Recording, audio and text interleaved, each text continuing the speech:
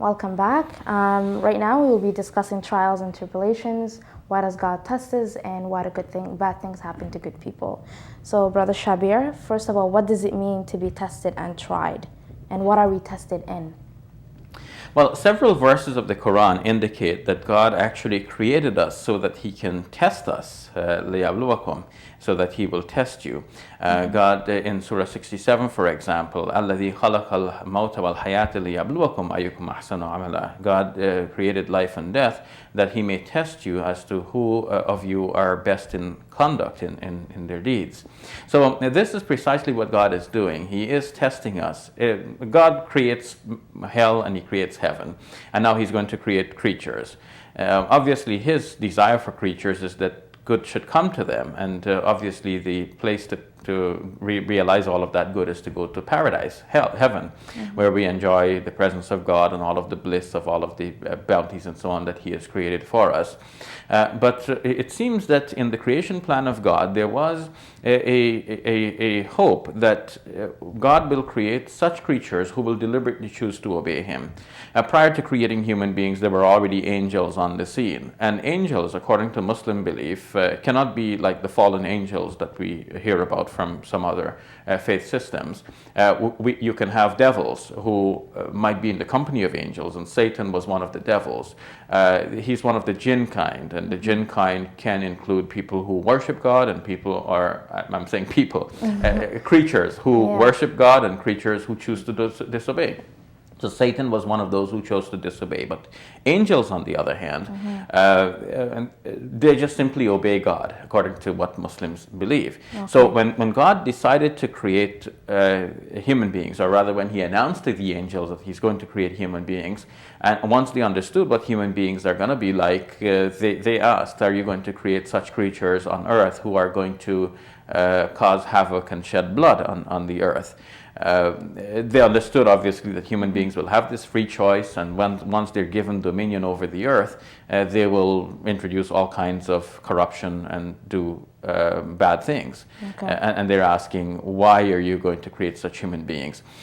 So God's reply was that I know that which you do not know. So God now is creating human beings, and if He wants, He can put them directly into paradise, which means that He has determined them to be good people. Okay. But if He wants to create such creatures who are not like the angels, but who will deliberately choose to obey Him, then the place to put them is on this earth, so that we will have the trials and tribulations, we will have tests, and some will come out ahead and some will fail. Okay, so how does God determine those tests and trials? Like, is there a purpose to them, or are they just punishments, or? Well, if we think, when we think of tests and trials, we can think of them in two different ways. We can think of them as, in a way, punishments from God, that a person is going through some kind of difficulty in his or her life, and the person says, well, okay, this is a test from God. In a way, he means that he might be punished by God for some of his or her sins. But more likely, when we speak of something being a test from God or a trial, we mean that the difficulties we're going through in life is somehow are part of God's plan, and the outcome of this will be largely dependent on ourselves, on our own choices. So a person meets with what people will call bad fortune, but a Muslim believes that this does not happen by chance. It's in God's plan, and God must have brought this for some reason. And God is testing me to see how I will behave in this situation. And indeed, many verses of the Quran attest to this. So the Muslim believer then responds by saying, whatever God determines happens. And this has been brought in my path, and I'm going to make the best of this situation for the pleasure of God. Okay. If it's something that requires patience, I will remain patient about it. Okay. And if I get good, then I give thanks to God. So in either way, I'm connected with my Creator. Okay, so in that note, you often see two people, same situation, same calamity, same trial. One, after this trial or this calamity, starts to have negative feelings towards God and ask questions as in like, why did God do this to me and so forth. Whereas the other person, on the other hand, is content with God's decree, and if anything, it helps them go through that calamity. So can you explain to us the mindset of those two individuals? Yeah, I mean, the most common experience in this regard is the passing away of a loved one. So, for the Muslim believer, this is again the doing of God, and it's in God's wisdom. We feel the same sort of grief that other people will feel. But we won't utter the same words that a non-believer may utter. A non-believer may say, okay, why is this happening to me? You know, this makes no sense, and this was such a good person. Why does he die? Whether it is a member of the family or a famous pop star or whatever, people get caught up and they cannot see the reality of life. The reality of life is such that we live today and we die tomorrow. Live we may, but die we must. And the believer accepts that this is how it's going to be. And when God takes a loved one, a near and dear one, we just resign ourselves knowing that this is somehow in the wisdom of God. We might desire something, but what we desire and what looks to us to be so good and without blemish may actually be something bad for us in the long run. So God in His wisdom takes life and He gives life. The life of a child may be taken by God, and we may say, okay, well, why doesn't God give continuous life to this child? Look, innocent baby, why take the life of the child? But the story of Moses in the Quran, where he meets a person that is of greater knowledge than himself, actually illustrates the point that God may sometimes take the life of a child for some very good reason. Okay, so often you hear stories as in like, this happened to me, as you mentioned, because of my sins and so forth. So are there causes to these tests and trials? And if there are causes, is there a way that we can avoid being tested?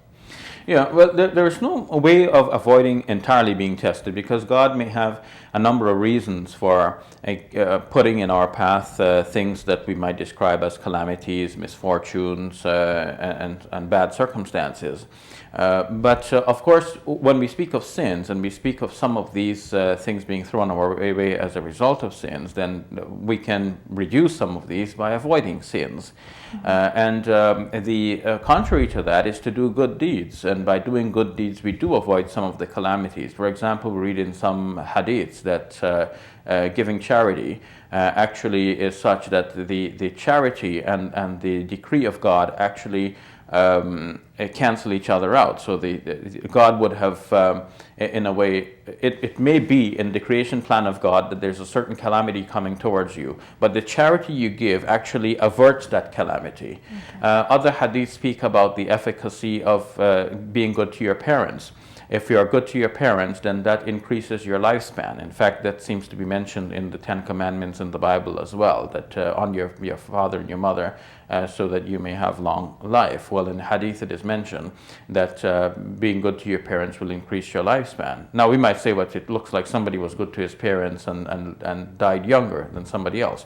But the point is that whatever was in the life plan for this individual somehow gets increased, and we don't know what was in his initial life plan. It may have been that he would die at 30, but because he was good to his parents, he gets an extension for another 4 years, and he dies at 34. To us, that is still young, but we don't know that he has actually got the extension, and that was because he was good to his parents.